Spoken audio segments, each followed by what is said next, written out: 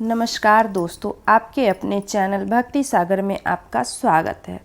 दोस्तों, मांसाहार पुण्य है या पाप, आज इसके बारे में हम आपको एक कथा सुनाने जा रहे हैं। कथा को आधा अधूरा सुनने का पाप ना करें। कोई भी कथा आधा अधूरा सुनने से ज्ञान की आधा अधूरा ही प्राप्ति होता है। यह बात उन दिनों की है जब भगवान विष्णु श्री कृष्ण अपने बालपन में थे। एक बार जब श्री कृष्ण एक पेड़ के नीचे बैठकर बांसुरी बजा रहे थे, तब उसी तरफ एक हिरन दौड़ता चला आया और भगवान श्री कृष्ण के पीछे छुप गया। वह हिरन बहुत ही घबराया हुआ था। भगवान श्री कृष्ण ने उसके सिर पर हाथ फेरते हुए कहा, क्या हुआ, तुम क्यों पीछे छुप रहे हो? तभी उस हिरन का पीछा करते हुए एक शिकारी आया और बोला, यह मेरा शिकार है, इसे मुझे दे दो, इस पर मेरा अधिकार है। तब भगवान श्री कृष्ण बोले, किसी भी जीव को मारकर खाना यह उचित नहीं है, यह पाप के श्रेणी में आता है। हे शिकारी, क्या तुम क्यों पाप के भागी बनना चाहते हो? मांसाहार पुण्य है या पाप, क्या तुम धर्म को नहीं जानते हो? तब वह शिकारी श्री कृष्ण भगवान से बोला, मैं तुम्हारे जितना शिक्षित नहीं हूँ कि यह जान सकूँ कि मांसाहार पुण्य है या पाप, पर मैं यह जानता हूँ कि जीव को मारकर खाना इसमें कोई हर्ज नहीं है। तब वह शिकारी कहता है, हे श्री कृष्ण, मैं तो जीवों को मारकर उसे जीव की योनि से मुक्ति दिला रहा हूँ और पुण्य कमा रहा हूँ, फिर इस पर पाबंदी क्यों? इसे तो सुना है कि शास्त्रों में भी जीव हत्या बताया गया है, राजा लोग शिकार किया करते थे। दोस्तों, वो शिकारी ऐसे तमाम तर्क देते हुए श्री कृष्ण से पूछा, फिर क्यों ये मांसाहार गलत है और क्यों पाप या पुण्य? दोस्तों, भगवान श्री कृष्ण समझ गए कि इस शिकारी के मांस खाने की वजह से इसकी बुद्धि तामसिक हो गई है और उसने सोचने पर समझने की बुद्धि भी खो दी है। दोस्तों, तब भगवान श्री कृष्ण कहते हैं, हे शिकारी, मैं तुम्हें इस विषय पर पहले कोई राय नहीं दूंगा, मैं तुम्हें एक कथा सुनाता हूँ। शिकारी, इस कथा में तुम्हें तुम्हारे सारे प्रश्न मिल जाएंगे कि मांस खाना पुण्य है या पाप, और तुम्हें मांस खाना है या नहीं।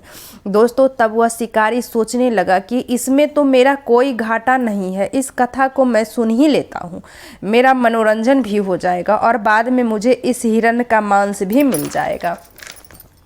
दोस्तों, भगवान श्री कृष्ण ने अपनी कथा आरंभ की। एक बार की बात है, मगध नाम का एक देश था। उस देश में एक राजा राज्य करता था। दोस्तों, एक समय की बात है, मगध देश में अन्न की अफरा तफरी मच गई। उस साल मगध देश में अन्न का पैदावार बहुत कम हुआ था।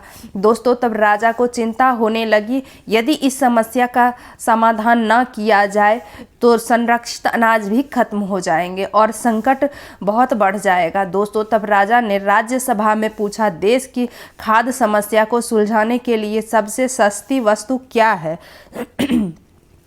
मंत्रीगण सोच में पड़ गए।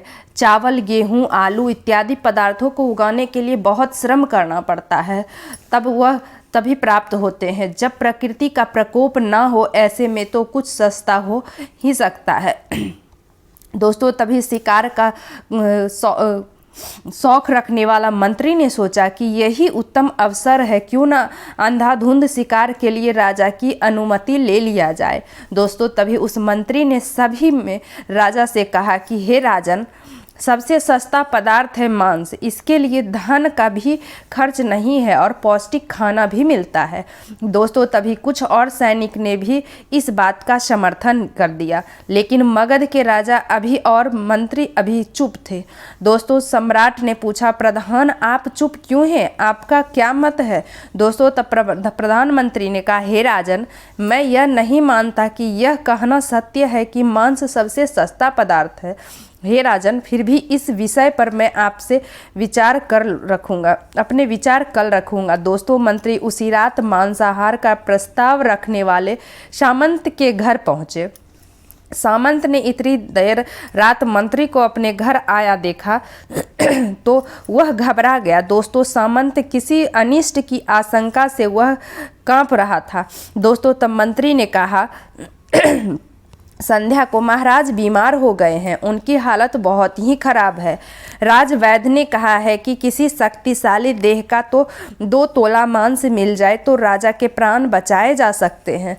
दोस्तों, तब मंत्री ने सामंत से कहा, आप महाराज के विश्वासी पात्र हैं, इसलिए आपसे योग्य कौन होगा। इसके लिए आप जो भी मूल्य लेना चाहते हैं ले सकते हैं। आप कहें तो इस काम के लिए आपको 1 लाख स्वर्ण मुद्राएं भी दे सकते हैं। एक बड़ी जागीर भी आप मांग सकते हो। बस आप अपनी इच्छा एक बड़ी कहो, मैं कटार से आपके हृदय को चीरकर बस 2 तोला मांस निकाल लेंगे। दोस्तों, यह सुन सामंत के चेहरे का रंग फीका पड़ गया। वह सोचने लगा कि जब जीवन ही नहीं रहेगा तो लाख स्वर्ण मुद्राएं का मैं क्या करूंगा, और बड़ी से बड़ी जागीर भी किस काम आएगी। दोस्तों, तब वह सामंत डर के मारे अंदर भाग गया और अपनी तिजोरी से 1 लाख स्वर्ण मुद्राएं लेकर आया। दोस्तों, सामंत ने मंत्री को मुद्राएं देकर मंत्री के पैर पकड़ लिए और गिड़गिड़ाते हुए बोला, हे मंत्री, मैं आपकी 1 लाख मुद्राओं में अपनी 1 लाख मुद्रा और मिलाता हूँ। इस पैसे से आप किसी और सामंत का मांस खरीद लें, किंतु मुझे जाने दें, यह बात किसी और को पता ना चले। मैं आपसे आग्रह करता हूँ। मंत्री जी की यह बात समझ चुके थे कि दोस्तों मंत्री जी सामंत को थोड़ी और मानसिक पीड़ा देना चाहते थे। दोस्तों, तब मंत्री जी ने कहा, सामंत आप शरीर से बहुत बलिष्ठ हैं, आपकी कद काठी महाराज से मिलती जुलती है, इसीलिए राजवैद्य ने खास तौर पर आप ही का नाम लिया है। आपके दान से हमारे अच्छे राजा की जान बच सकती है। आप कहें तो मैं आपको प्रधानमंत्री का पद देने को भी तैयार हूँ और खुद मैं आपका कर्मचारी बनकर रहूँगा, पर प्रजा से हमारे राजा ना छीने। दोस्तों, सामंत तो फंसता हुआ दिख रहा था। उसने शरीर पर अंग वस्त्र रखकर जूते भी पहन लिए। जैसे ही वह वहाँ से भागने वाला था, वह तुरंत मंत्री के पैरों में लेट गया।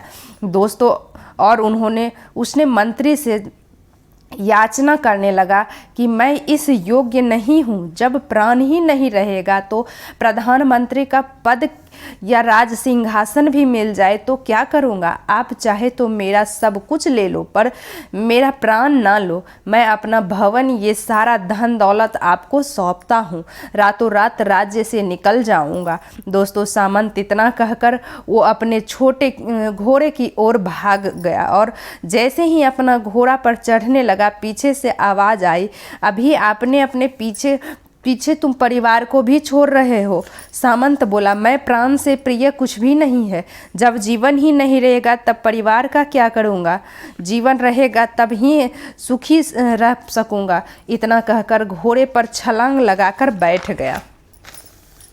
दोस्तों, अब सामंत चलने ही वाला था कि मंत्री ने घोड़े की साख पकड़ ली। दोस्तों, वह सामंत से बोला, भागने की ज़रूरत नहीं है, आप आराम से घर पर ही रहें, मैं किसी और का प्रयास करता हूँ। यह कहकर मंत्री वहाँ से चले गए। दोस्तों, मंत्री के वहाँ से जाने के बाद सामंत के जाने में जान आई, परंतु बेचैनी बनी रही। उसकी नींद खराब हो चुकी थी। मुद्राएं लेकर मंत्री बारी बारी से सभी सामंतों के घर पहुंचे और सभी से वही बात दोहराई, परंतु कोई तैयार नहीं हुआ। सबने अपने बचाव के लिए प्रधानमंत्री को 1,00,000-2 लाख मुद्राएं तक दे दी। इस प्रकार मंत्री ने एक ही रात में करोड़ों स्वर्ण मुद्राएं जमा कर ली। फिर सुबह होने से पहले ही अब अपने महल में पहुंच गए। अगले ही दिन राज्यसभा में सामंत समय से पहले ही पहुंच गए। दोस्तों, सभी से जानना चाहते थे कि राजा स्वस्थ हैं या नहीं, लेकिन कोई भी किसी से भेद नहीं खोलता था। तब सबको राजवैद्य की तलाश थी कि उनसे ही उन्हें कुछ सूचना मिल सकती है कि मंत्री ने सैनिकों को आज्ञा दे रखी थी कि जब तक महाराज राज्यसभा में ना आए किसी भी सामंत को भी महल से बाहर जाने की आज्ञा नहीं है। दोस्तों, तभी राजा राज्यसभा में आकर अपने सिंहासन पर बैठ गए। सभी सामंतों ने देखा कहीं से राजा उन्हें अस्वस्थ न दिख रहे हैं, उन्हें तो कुछ हुआ ही नहीं था। मंत्री ने उन्हें झूठ बोला था। तभी मंत्री ने राजा के समक्ष 1 करोड़ स्वर्ण मुद्राएं रख दी। राजा ने पूछा, ये स्वर्ण मुद्राएं किसके लिए है और कहाँ से आई है? दोस्तों, तब मंत्री ने कहा, 2 तोले मांस के लिए इतनी धनराशि जुटाई है पर मांस ना मिला। अपनी जान बचाने के लिए सामंतों ने यह मुद्राएं दी है। अब आप विचार कीजिए कि मांस कितना सस्ता है। दोस्तों, राजा को बात समझ में आ गई थी। उन्होंने राजा को अतिरिक्त परिश्रम करने का निवेदन किया और राजा के अनाज भंडार से निकालकर श्रमिकों को दे दिया। उन्होंने पौष्टिक सब्जियों की खेती का आदेश दिया। दोस्तों, वह 1 करोड़ स्वर्ण मुद्राएं उसी कार्य के लिए और श्रमिकों के कल्याण के लिए खर्च किए गए। ऐसे साग सब्जी तेजी से उगी जिससे प्रजा का कल्याण भी हुआ और पौष्टिकता भी मिली। कुछ समय बाद मौसम अनुकूल हुआ और खेती भी लहलहाने लगी। इसी प्रकार खाद्य संकट भी दूर हो गया। तो दोस्तों, जीवन का यह मूल्य भगवान श्री कृष्ण हमें इस कथा के जरिए समझाना चाहते हैं कि हम यह ना भूलें कि जिस तरह हमें अपनी जान प्यारी है उसी तरह सभी जीवों को अपनी जान प्यारी है। जिन जीवों को मारकर आप खा रहे हैं उन्हें तो प्राण बचाने का भी अवसर नहीं मिल पाता है। दोस्तों, परमात्मा से यह ज्ञान पाकर शिकारी परिपूर्ण हो गया और उसे ज्ञान की प्राप्ति हो गई। महानता जीवन लेने में ही नहीं, जीवन देने में भी है। शिकारी भगवान के आगे हाथ जोड़कर वहाँ से चला गया और उसने कसम खा ली कि वह अपने संपूर्ण जीवन में कभी किसी को चोट नहीं पहुँचाएगा, कभी मांस नहीं खाएगा। तो दोस्तों, मेरी ये कहानी आपको कैसी लगी कमेंट बॉक्स में ज़रूर बताइएगा। मेरे चैनल पर नए हो तो सब्सक्राइब कर लीजिएगा, बेल बटन प्रेस करना ना भूलिएगा ताकि मेरे ऐसे